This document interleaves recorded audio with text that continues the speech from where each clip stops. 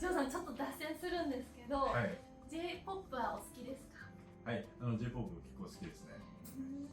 ぜひジョーさんにはい、聴いてほしい最近の話題の曲。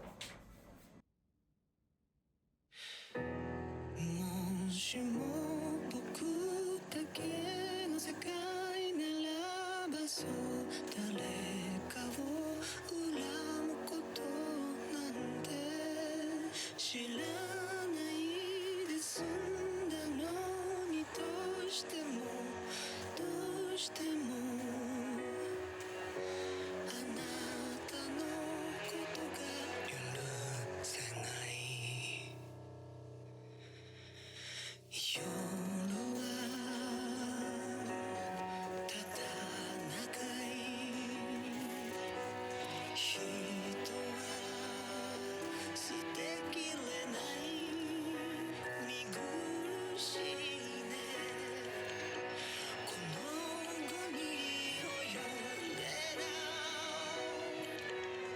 朝日に心動いてる、抱きしめてしまったらもう最後、信じてしまった私の知らずに来るの、あなたを好きでいたあの日々が何よりも大切で愛しくて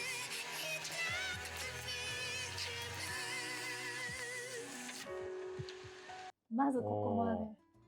まずここまで。そう、私も思った。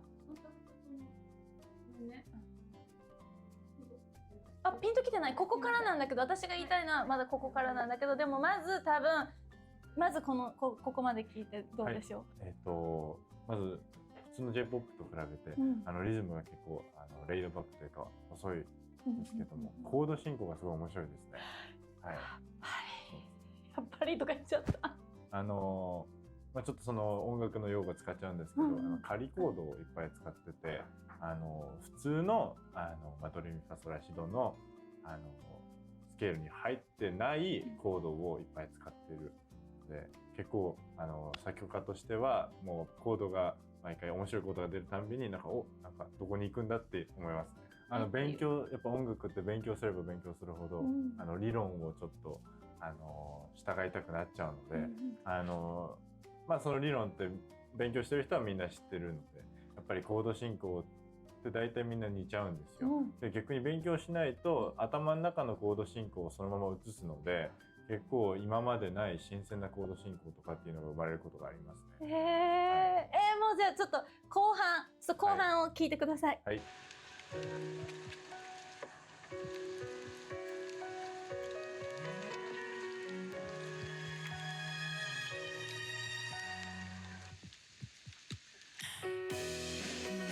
もしも頃様を浴びた人にくるまるけなげな君がそのままにいてくれれば、どれほどよかったのかも知る由もない。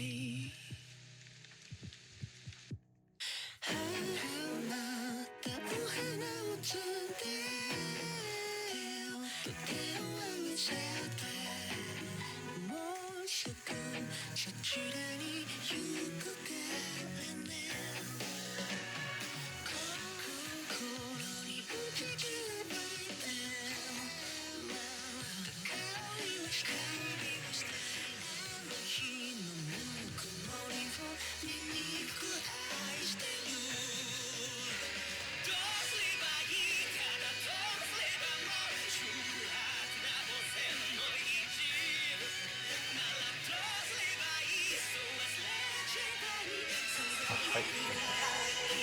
はい、今盛り上がったところ聞いたんですけれども、あれボーカルで今まですごい裏声というか少しソフトなボイス使ってたんですけど、ここで結構ラフな感じのテクスチャ変えるっていうのはもう本当に人間の声でしかできない作曲の仕方なので、はい、それに合わせてコード進行がすごい、カウンターメロディーっていうバイオリン奥のバイオリンとピアノがちょっと離れていくっていうお動きしてたんですね。それがすごい面白いなと思います。そうです。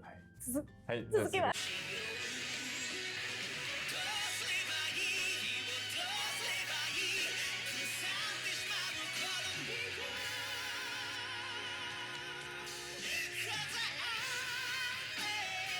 はい、今のコードすごかったですね。すごかったです。はい、すごかったですね。よくジャズとかに出てくるコードなんですよ。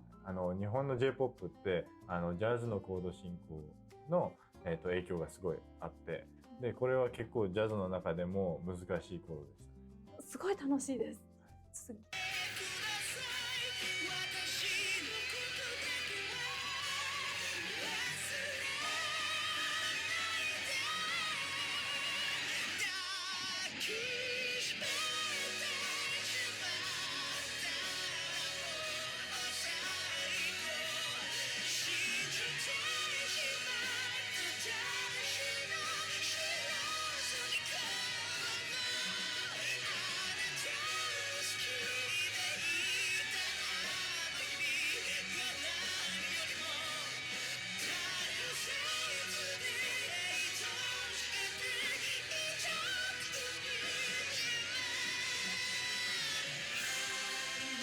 今転調しましたね、今の。はい。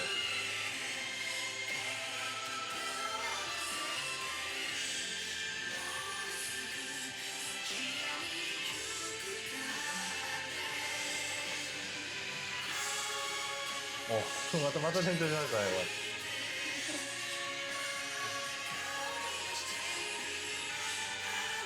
れ。今もう一回転調しました。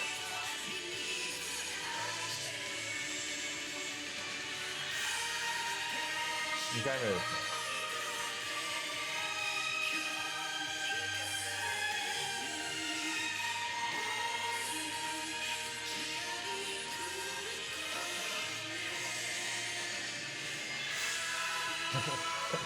何回も転調しました。今4回目です。